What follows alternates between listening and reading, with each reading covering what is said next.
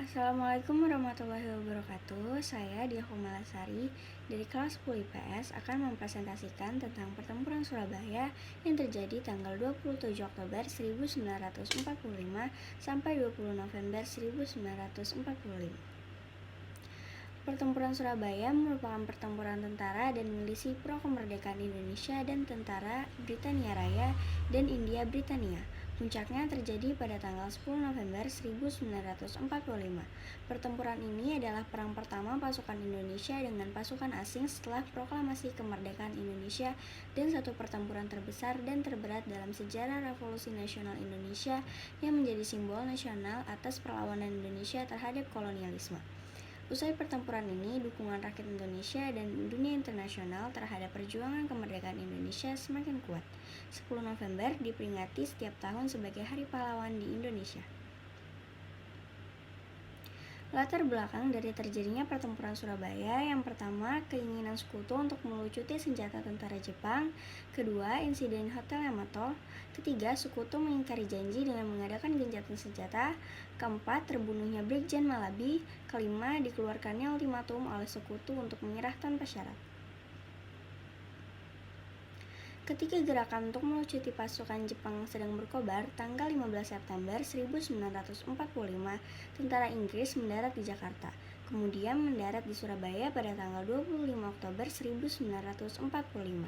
Tentara Inggris datang ke Indonesia tergabung dalam AFNI atas keputusan dan atas nama Blok Sekutu, dengan tugas untuk melucuti tentara Jepang, membebaskan para tawanan perang yang ditahan Jepang, serta memulangkan tentara Jepang ke negerinya.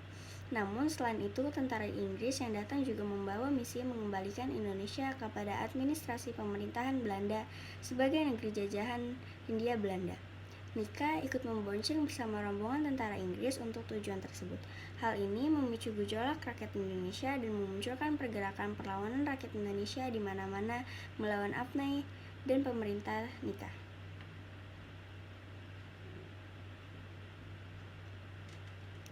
Setelah munculnya maklumat pemerintah Indonesia tanggal 31 Agustus 1945 yang menetapkan bahwa mulai 1 September 1945 bendera nasional Sangsaka Merah Putih dikibarkan terus di seluruh wilayah Indonesia.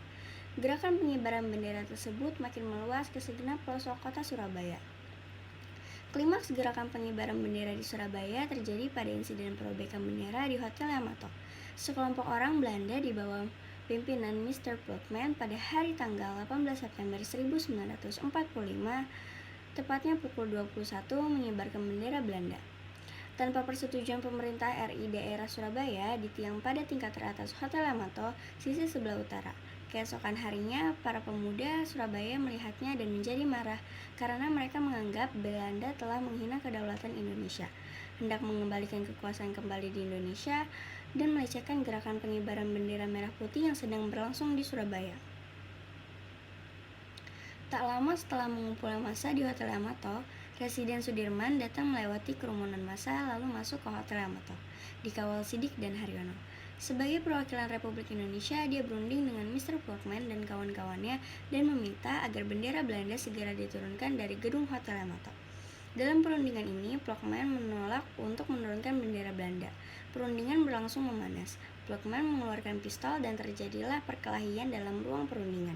Sebagian pemuda berebut naik ke atas hotel untuk menurunkan bendera Belanda. Haryono yang semula bersama Sudirman kembali ke dalam hotel dan terlibat dalam pemanjatan tiang bendera, dan bersama Kusno Wibowo berhasil menurunkan bendera Belanda, merobek bagian birunya dan mengereknya ke puncak tiang bendera kembali sebagai bendera merah putih. Setelah insiden di Hotel Yamato tersebut, pada tanggal 27 Oktober 1945, meletuslah pertempuran pertama antara Indonesia melawan tentara Inggris. Serangan-serangan kecil tersebut di kemudian hari berubah menjadi serangan umum yang banyak memakan korban jiwa di kedua belah pihak, Indonesia dan Inggris, sebelum akhirnya Jenderal D.C. Hawthorne meminta bantuan Presiden Soekarno untuk meredakan situasi.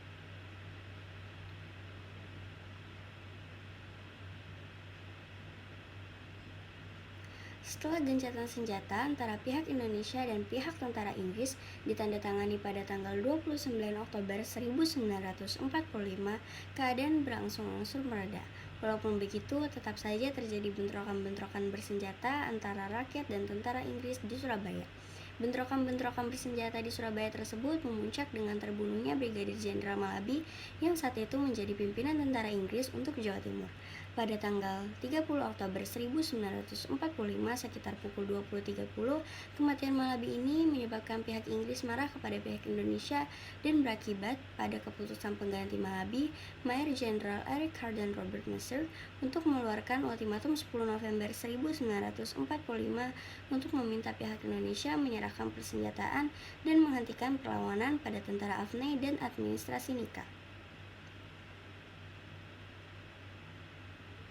Setelah terbunuhnya Brigadir Jenderal Malabi, penggantinya Mayor Jenderal Robert Mercer mengeluarkan ultimatum yang menyebutkan bahwa semua pimpinan dan orang Indonesia yang bersenjata harus melapor dan meletakkan senjatanya di tempat yang ditentukan dan menyerahkan diri dengan mengangkat tangan di atas. Batas ultimatum adalah jam 6 pagi pada tanggal 10 November 1945. Ultimatum tersebut ditolak oleh pihak Indonesia dengan alasan bahwa Republik Indonesia waktu itu sudah berdiri dan TKR juga dibentuk sebagai pasukan negara.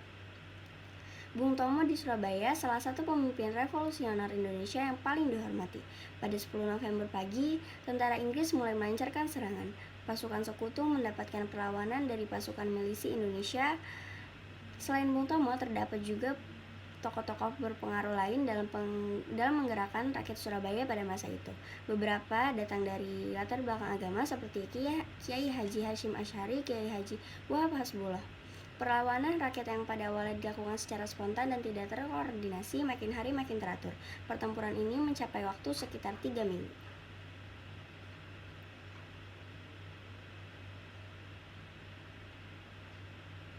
Setidaknya 6.000 sampai 16.000 pejuang dari pihak Indonesia tewas dan 200.000 rakyat sipil mengungsi dari Surabaya.